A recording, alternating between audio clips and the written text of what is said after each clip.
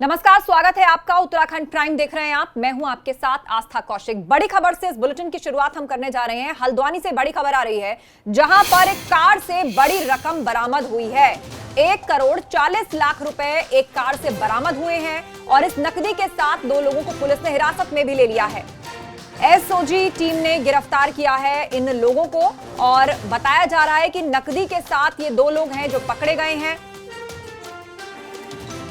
अंकित से अपडेट लेते हैं। अंकित, एसओजी की टीम ने इन दोनों शख्स को अवैध नकदी के साथ पकड़ा है। क्या जानकारी अभी तक जुटा पाई है कि आखिर इस नकदी का इस्तेमाल कहां होना था और किस अवैध तरीके से ये इसको ले जा रहे थे छिपाकर?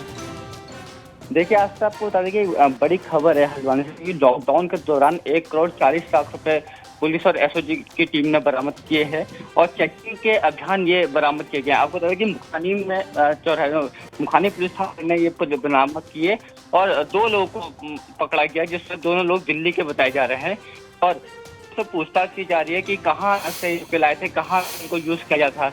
लेकिन सबसे बड़ी हैरानी की बात यह है कि लॉकडाउन चल रहा है, कोरोना जैसी महामारी चल रही है, पूरी तरह से पुलिस अलर्ट है, लेकिन उसके बावजूद भी अगर इस तरह की रकम ये पकड़ी जाती तो एक बहुत बड़ा सवाल है। ये आस्था वाकई अपने आप में बहुत बड़ा सवाल है। कोरोना काल है, पुलिस की जिम्मेदारी बहुत बड़ी है। तमाम जगहों पे चेकिंग के लिए पुलिस टीमें तैनात हैं और ऐसे में इस तरह से नकदी का हाथ लगना कई तरह के सवाल खड़े करता है। 1,40,00,000 रुपए की रकम जो बरामद की है एसओजी ने। शुक्रिया अहम अपडेट के लिए अंकित। और अगली बड़ी खबर, पूरे उत्तराखंड में आपको कोरोना से जुड़ा हुआ अपडेट हम दे देते हैं। प्रदेश में कोरोना पॉजिटिव मरीजों की संख्या अब 75 हो गई है। आज फिर नए मामले सामने आए हैं। 3 मरीजों में कोरोना की पुष्टि हुई है और इसके साथ उत्तराखंड में कोरोना पॉजिटिव मरीजों की संख्या 75 जा पहुंची है। पिछले 10 दिन के अंदर 10 नए केस रजिस्टर हुए। कोरोना के ज्यादातर जो नए केस हैं वो प्रवासी लोगों से आए हैं, मतलब वो लोग जो कि उत्तराखंड में वापस आए हैं दूसरे राज्यों से। प्रवासियों के वापस लौटने से इन केसों में इजाफा देखा गया है और इसी के साथ उत्तराखंड में केसेस की संख्या अब 75 जा पहुंची है। तो उत्तराखंड में कोरोना से जुड़ा हुआ आज का ताजा अपडेट एबीपी गंगा आपको बता रहा है। 75 मरीज इस वक्त कोरोना पॉजिटिव पूरे उत्तराखंड में और जो 3 नए मरीज सामने आए हैं उनके लिए माना जा रहा है कि प्रवासियों के कारण ये जो नए मामले हैं इन्फेक्शन के वो देखे जा रहे हैं। आसारूढ़ी बॉर्डर पे जो है सैंपलिंग की जा रही थी, जो परसों से शुरू हुई थी। उस सैंपलिंग के परिणाम ये रहे कि हमारे यहाँ 4 जो है वो परसों के सैंपल के पॉजिटिव आए हैं। इनमें से 3 दिल्ली से और 1 महाराष्ट्र से आए हुए प्रवासी हैं।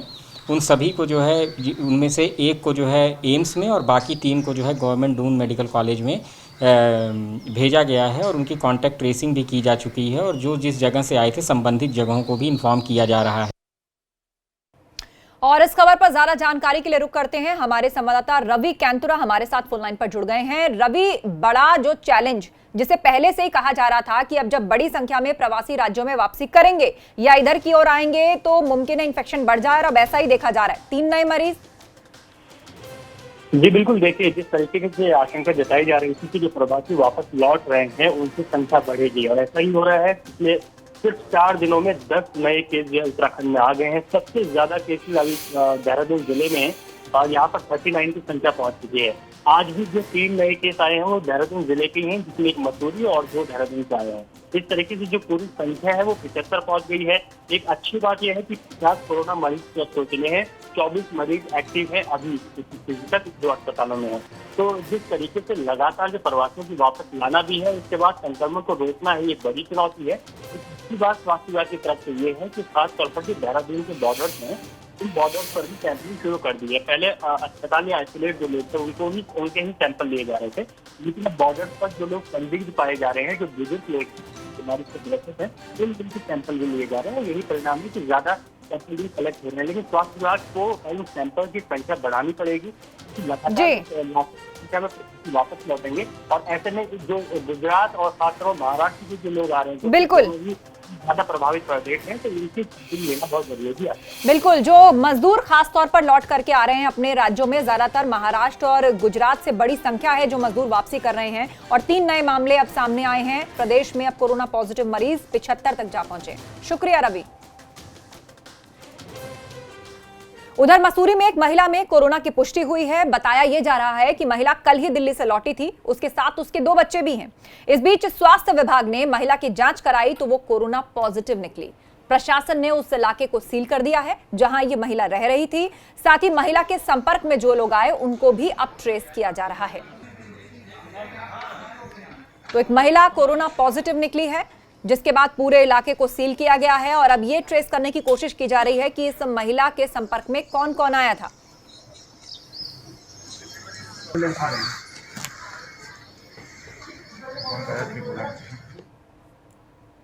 वहीं दूसरी तरफ देवभूमि में कोरोना के बढ़ते मामलों को लेकर मुख्य सचिव ने एक प्रेस कॉन्फ्रेंस की है। मुख्य सचिव ने इस दौरान पूरे सूबे में कोरोना से जुड़ा हुआ अपडेट दिया है।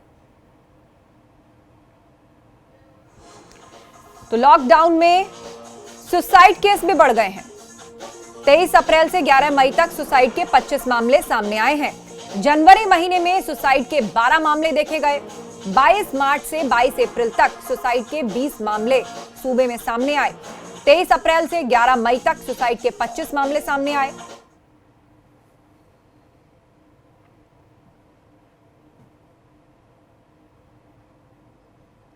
तो पूरे उत्तराखंड में इस वक्त कोरोना मरीजों का जो आंकड़ा है वो 75 जा पहुंचा है। 3 नए केस सामने आ चुके हैं। आएंगे आपके हमारे रक्षक आ रहे, लेकिन आपको ये बता रहे हैं कि आप लोग ही वो स्वास्थ्य विभाग पूरी तरह से अलर्ट है। वो प्रवासी जो राज्य में वापस लौट के आ रहे हैं उनसे कोरोना के मामलों में अचानक बढ़ोतरी हुई है।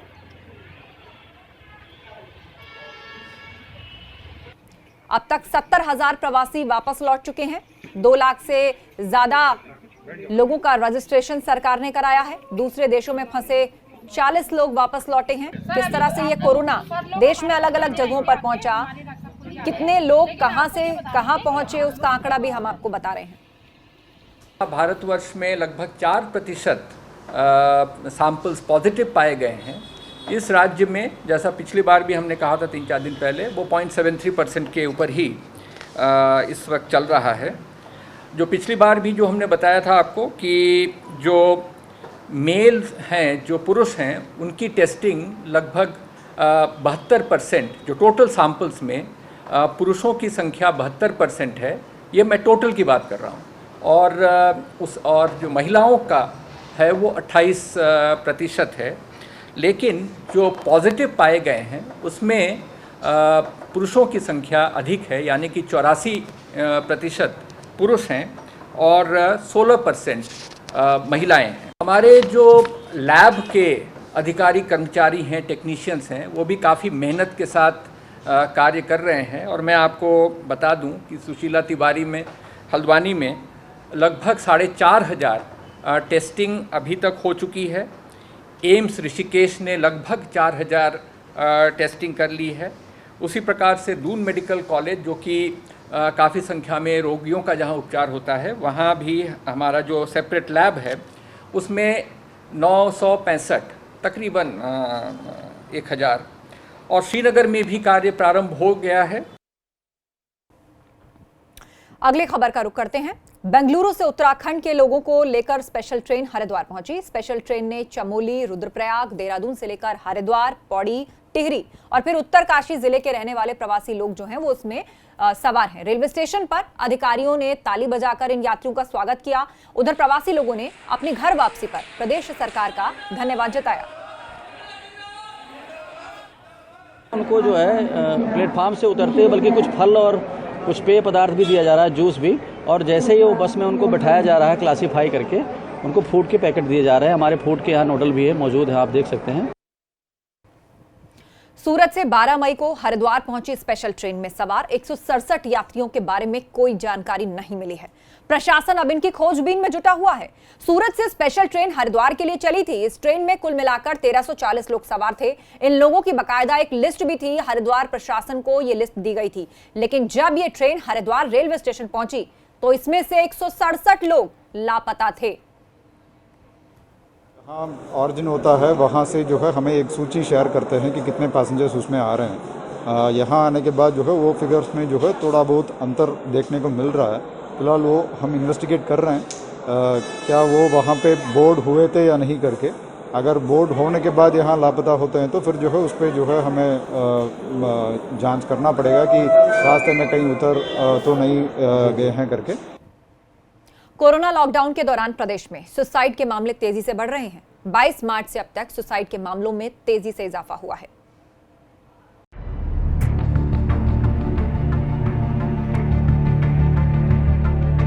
कोरोना के कहर के इस समय पूरा विश्व कांप रहा है। इस वायरस से बचाव का फिलहाल सिर्फ एक ही उपाय है और वो है खुद को घरों के अंदर रखना, ताकि वायरस के संक्रमण से बचा जा सके।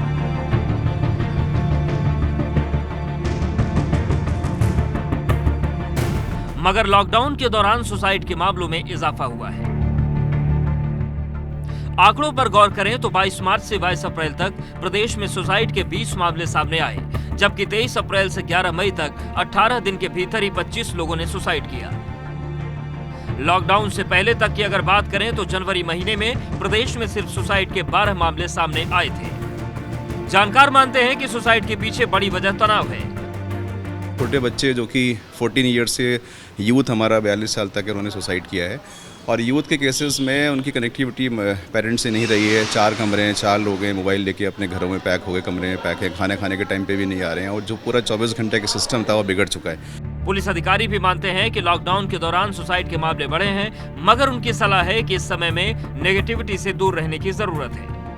जहाँ पर लगता है कि वैधानिक कार्रवाई करने की आवश्यकता इमीडिएटली की भी जा रही है, लेकिन अगर कहीं पर इस तरह की बात आ रही है कि कोई नेगेटिविटी या नकारात्मकता के कारण सुसाइड हो रही हैं, और इसमें एक ही अपील लोगों से रहेगी कि किसी भी तरह की नेगेटिव सोच से बचें और सकारात्मक ऊर्जा, सकारात्मक सोच जो है उसको लाने का प्रयास करें। दरअसल लॉकडाउन में आम आदमी की दिनचर्या बदल गई है। लोग न तो किसी से मिल पा रहे हैं और न ही अपना दुख दर्द अपनों के साथ शेयर कर पा रहे हैं, जो तनाव की एक बड़ी वजह बन रही है। जाहिर है आपको अपने आप पर अगले कुछ महीनों के लिए संयम रखने की जरूरत है। देहरादून से एबीपी गंगा के लिए रवि कैथुरा की रिपोर्ट। उधर डीजी लॉ एंड ऑर्डर ने अपील की है कि लॉकडाउन 4 शुरू होने वाला है और इसीलिए लोगों को अब सावधान रहने की जरूरत है। गुजरात है, महाराष्ट्र, वो कहीं ज़्यादा संक्रमित है, तो वहाँ से पिछले 10 दिन में लगभग 70,000 लोग आए और 2 लाख प्लस ने रजिस्टर किया है। तो अभी ये एक्टिविटी 10-15 दिन और चलेगी। तो पिछले 10 दिनों में ही हमारे पास 15 के करीब ऐसे केसेज आ गए हैं जो बाहर से आने वाले कोरोना पॉजिटिव निकले, संक्रमित निकले। इसलिए पूरे उत्तराखंड के लोगों से अपील है कि इस टाइम वो उनको बहुत सावधानी बरतनी चाहिए। सबसे ज़्यादा सावधान रहने का टाइम ये है। कल सुबह 4:30 बजे बद्रीनाथ धाम के कपाट खुलेंगे और इस मौके पर बद्रीनाथ मंदिर को 10 क्विंटल गेंदे के फूलों से सजाया गया है। लॉकडाउन की वजह से इस बार श्रद्धालुओं को फिलहाल बद्रीनाथ धाम के दर्शन की इजाजत नहीं है। इससे पहले भगवान उद्धव और भगवान कुबेर जी की डोली पांडुकेश्वर से रवाना होकर बद्रीनाथ धाम पहुंची।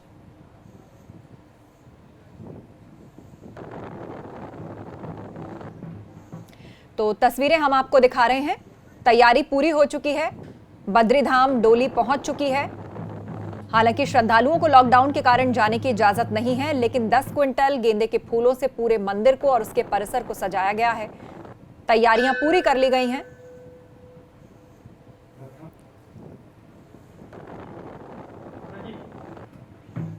बद्रीनाथ धाम में विष्णु जी की पूजा होती है। जो यात्री 4 धाम की यात्रा करते हैं वो सबसे अंत में बद्रीनाथ धाम पहुंचते हैं, मगर बद्री धाम के बगैर 4 धाम की यात्रा पूरी नहीं मानी जाती।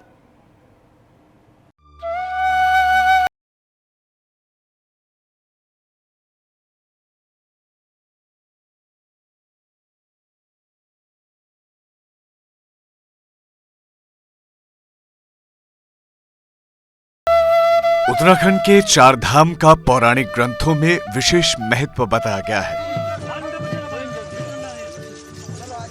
महाभारत में पांडवों ने बद्रीनाथ, केदारनाथ और गंगोत्री यमुनोत्री धाम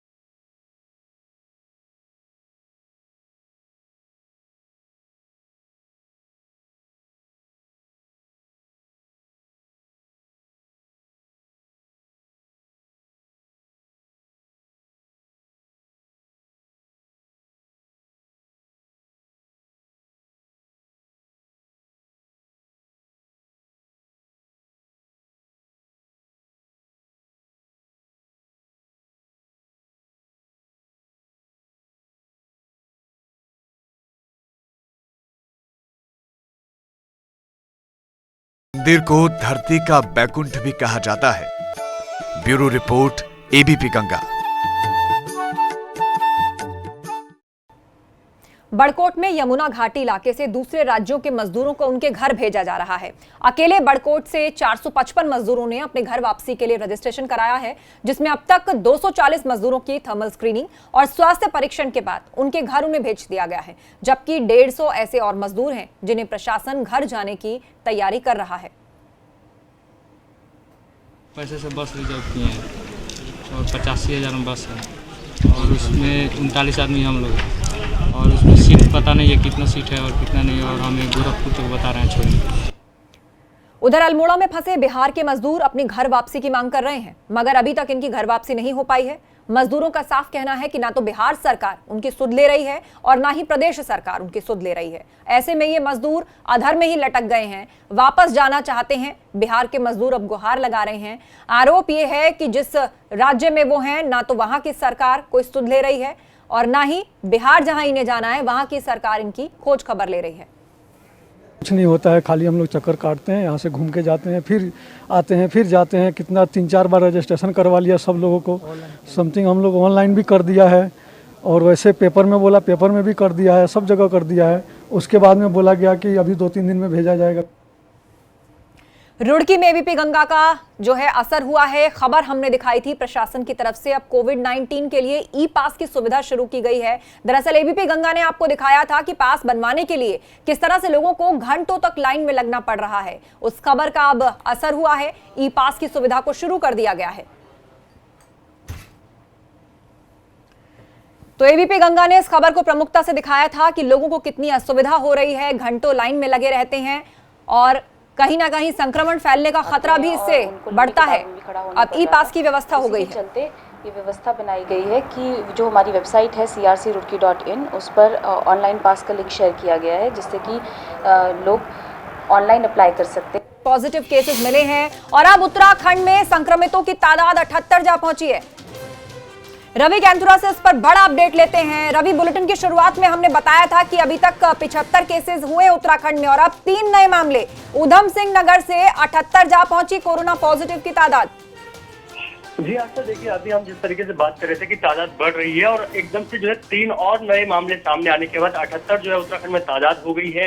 ये बहुत जो अब चिंता जैसी स्थिति जो है उत्तराखंड में बन गई है। हालांकि किसी को घबराने की कोई जरूरत नहीं है। स्वास्थ्य विभाग के द्वारा भी लगातार ये काम किए जा रहे हैं और ये एक तरफ से इसको देखा जाए तो एक अच्छी बात है कि ज्यादा सैंपलिंग हो रही है। जो बाहर से लोग आ रहे हैं और उनके लगातार पॉजिटिव केस आ रहे हैं, इससे एक तो जो कम्युनिटी में ये लोग जाएंगे तो वहां पर संक्रमण नहीं फैलेगा, अगर शुरुआत में ही उनके लक्षण जो है पता चल जाए, उनकी रिपोर्ट्स आ जाएं। तो स्वास्थ्य विभाग को और ज्यादा इस पर फोकस करना है कि जो लोग बाहर से आ रहे हैं वो लगातार जिस तरीके से संक्रमित पाए जा रहे हैं, तो बहुत जरूरी है कि ऐसे लोगों के ज्यादा से ज्यादा सैंपल लिए जाए। वाकई टेस्टिंग बढ़ाई जाए। हाल ही में जो आवाजाही बढ़ी है, राज्यों में लोग लौट रहे हैं, जो ताजा मामले हैं उन्हीं से जुड़े हुए हैं। शुक्रिया रवि अहम जानकारी के लिए। उधर टिहरी का स्वास्थ्य विभाग क्वारंटीन सेंटर में प्रवासियों को कोई सुविधा मुहैया नहीं करवा पा रहा, लिहाजा विभाग के दावे हवाई दिखते हैं। प्रतापनगर और धनसाली क्षेत्र में कई जगहों पर क्वारंटीन सेंटर्स में जगह की कमी के चलते सोशल डिस्टेंसिंग का पालन नहीं हो पा रहा। वहीं मास्क और सैनिटाइजर की भी कमी है, लगातार इसकी शिकायतें आ रही हैं। तो यहाँ पे ना कोई सैनिटाइजर प्रोवाइड करवा, घर वाले टिप्पण ला रहे हैं, कोई मैनेजमेंट नहीं यहाँ पे खाने का, कोई मैनेजमेंट। उधर हरिद्वार में 2021 महाकुंभ को लेकर मंत्री सतपाल महाराज ने समीक्षा की है। इस दौरान उन्होंने कुंभ के कामों में तेजी लाने के निर्देश दिए। सतपाल महाराज ने कहा कि रेत बजरी जैसी जरूरी चीजें उपलब्ध न होने की वजह से सिंचाई विभाग के कार्य प्रभावित हो रहे हैं। उन्होंने डीएम को इस समस्या के जल्द समाधान के निर्देश दिए। हमारे डिपार्टमेंट ने, इरिगेशन ने ये बताया कि हमें जो है रोड़ी नहीं मिल रही हैं, बजरी नहीं मिल रही हैं, जिसके कारण थोड़ा सा काम में विलंब हो रहा है। वैसे भी आपको पता है कि कुंभ आ रहा है और सब काम पूरे होने चाहिए। बरसात हो जाएगी तो मैं समझता हूं कि कुछ नहीं हो पाएगा। तो हमने ये सारी बातें डिस्ट्रिक्ट मजिस्ट्रेट के आगे रखी हैं और उन्होंने अब विश्वास दिलाया है कि हम जल्दी इस काम को करेंगे। उत्तराखंड में शराब कारोबारियों की हड़ताल फिलहाल स्थगित हो गई है। कोविड-19 टैक्स को लेकर कल से शराब कारोबारियों ने दुकानें बंद करने का ऐलान किया था, मगर शराब कारोबार से जुड़े हुए व्यवसायियों ने आबकारी आयुक्त से बात की, जिसके बाद उन्हें 24 मई तक का समय दे दिया गया है।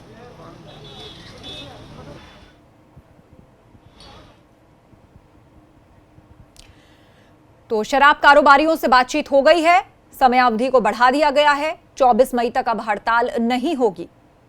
आबकारी कमिश्नर से बातचीत हुई हड़ताली कारोबारियों की और उसके बाद यह नतीजा निकला है कि 24 मई तक का समय और दे दिया गया। 24 मई तक हड़ताल नहीं होगी।